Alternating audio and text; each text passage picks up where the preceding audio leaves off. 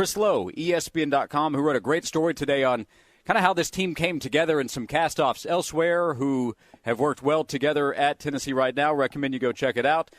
Chris, what was that story like to put together? Thanks for the time, as always. Putting that together, learning about Hendon Hooker's story and Byron Young's story, and then Ronnie Garner, who tried to get Byron Young to Auburn, and now they're together at Tennessee. A number of interesting paths that took place to get this team together. Well, Josh, thanks.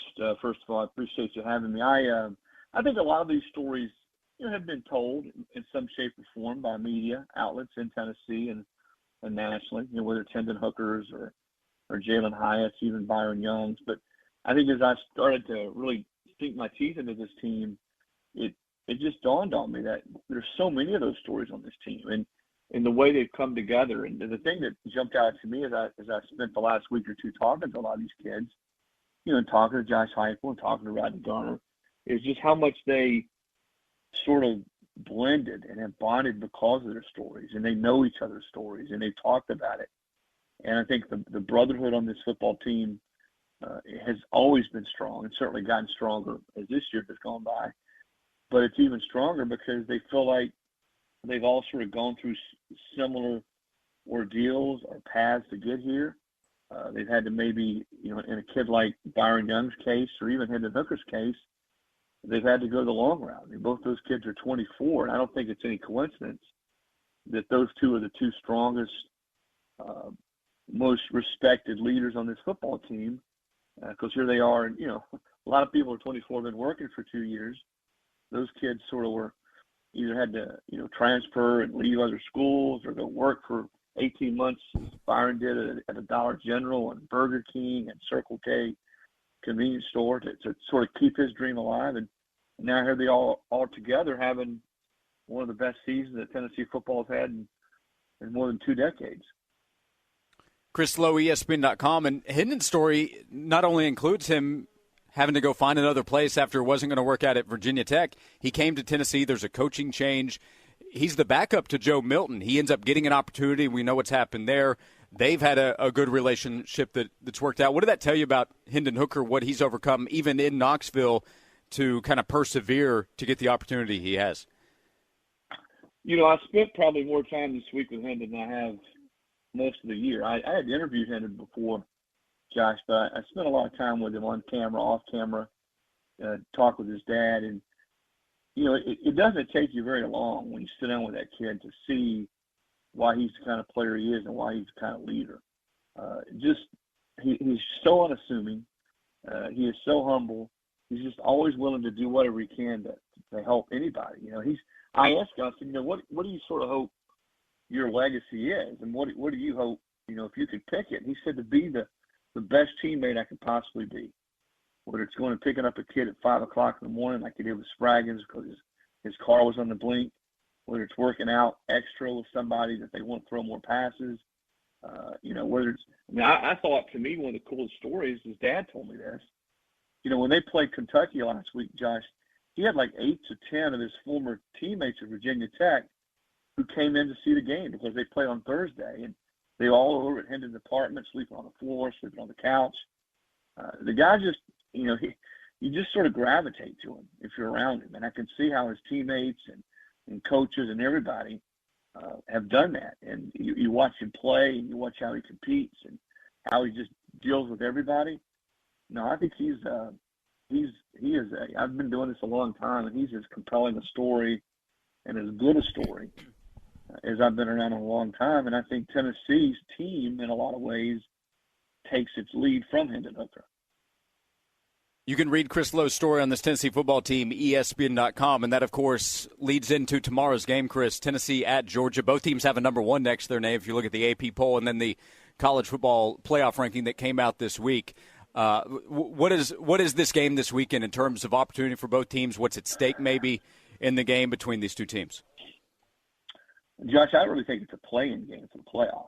I mean, you say that, and both teams have regular season games remaining, but it's hard for me to see a pathway that doesn't lead into the playoff for the winner of this football game. Both teams will be heavily favored in the rest of the games this season. And then even if you get to the championship game, if you're unbeaten Georgia or unbeaten Tennessee, and you lose, say, Alabama, again, look at last year. Georgia was in that same scenario. They lost to Alabama. They were a 3 seed. And I think this year would be very comparable because think about it. Let's say Tennessee wins this football game. Then they're going to have wins over number 3 Georgia, number 6 Alabama, number 10 LSU at present in the committee's rankings. There's no way a team with that kind of resume that goes 12-0 and loses a pretty close game in the SEC championship game is not going to get in. And I would say the same for Georgia. Tennessee loses this game. It's a close game on the road, and they've got wins over Alabama. They've got wins over LSU.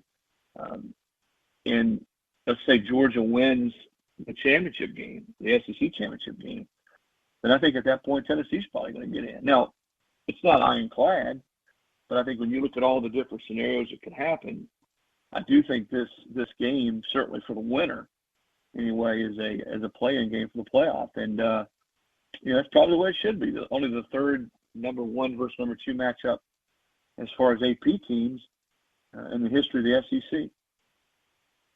Chris Low, ESPN.com. On the offensive side, we've talked a lot about Tennessee's offense versus Georgia's defense, but for Georgia's offense, is the biggest key, the biggest matchup that you'll pay attention to, and what Tennessee's defense is trying to do to stop Georgia?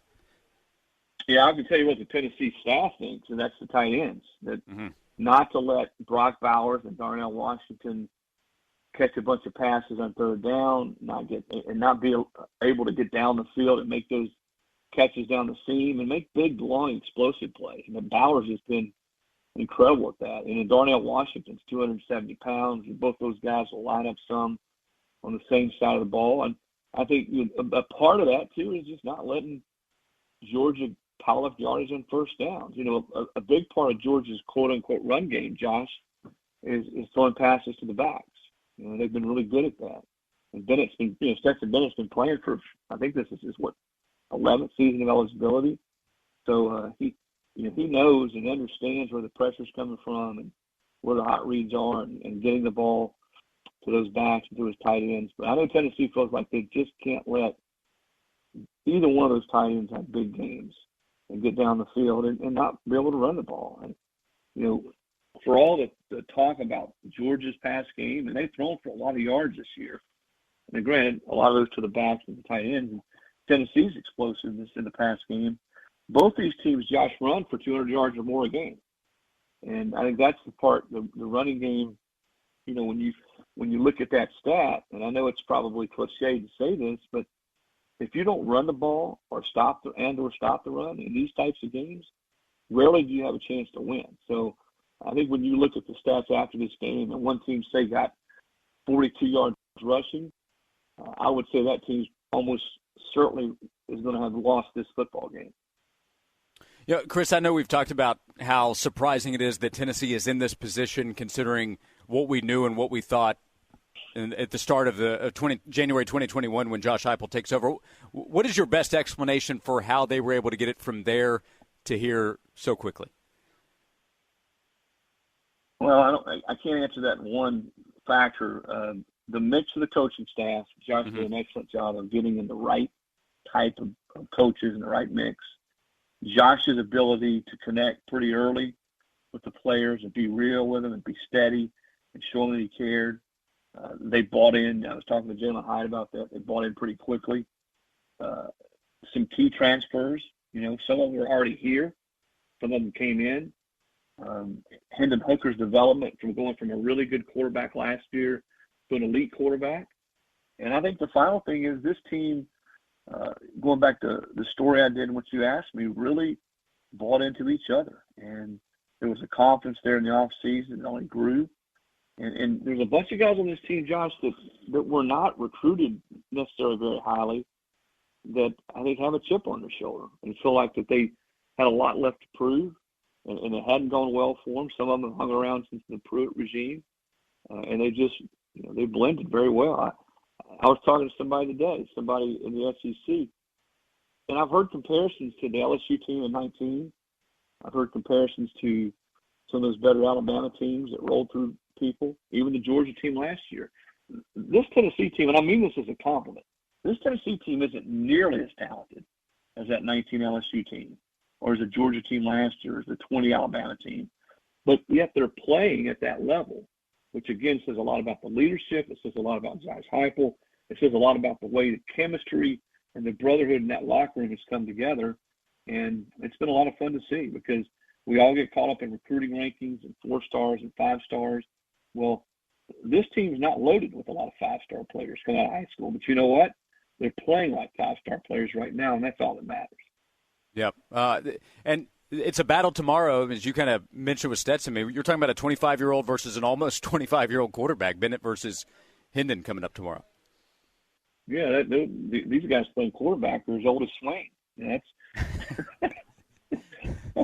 I'm being facetious, but yeah, they both have. Look at their pathways to get to where they are, Josh. You know, Stetson was he was at Georgia. He left. He came back. He was a walk-on. Nobody thought to start the season last year outside that locker room that he should be the quarterback. Everybody wanted J.T. Daniels to be the quarterback. And he goes on and just has this tremendous season. You know, same with Hendon. Hendon's told at Virginia Tech, hey, man, you need to go somewhere else. You're not going to be the quarterback here at Tech. And Hendon thinks about NC State, ends up coming to Tennessee, and now here he is, the Heisman Trophy frontrunner. So a reminder, again, we get caught up in all these measurables and a guy that's, from California, and he's 6'3", 240 pounds, can throw it 90 yards. Both these guys were not guys who were can't-miss All-Americans coming out of high school. In fact, Hendon will tell you, early on, he thought he was probably going to be a basketball player. That was sort of his first love. And here they are. Stetson's already won a national championship. Hendon Hooker's got a chance to win the Heisman this year, perhaps the national championship. And they both are just quintessential leaders on their football teams. And that's the thing about quarterback play is you've got to have the locker room. They got to believe in you. They've got to rally around you. And I think these are two quarterbacks who epitomize that. Yeah, only in college football, it would seem. Chris, last thing I'll get you out of here. Chris Low, ESPN, who you can also hear every Sunday on The Nation here on the Sports Animal. You had Kirk Herbstreit on this past Sunday after he had been on the call Saturday night for the Tennessee-Kentucky game. Kirk seemed pretty wowed by what he was able to see in person. He was. I talked to Kirk during the game, and I talked to him after we had on the show Sunday. He just was going on and on about the environment. Just the whole improved experience inside Neyland Stadium. And listen, Danny White and his staff deserve a lot of credit for that. The laser show, the light show, the flyover.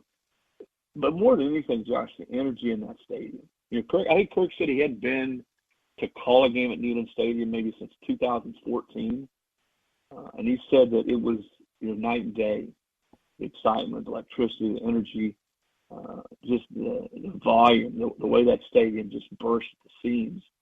And he asked me, he says, has it been like that, all year? And I said, really, yeah. Since, certainly since the Florida game on, and it just seems to get better. But no, I think around the country, and Kirk's certainly a guy who's seen great environments, West Coast, East Coast, Midwest, all over the place.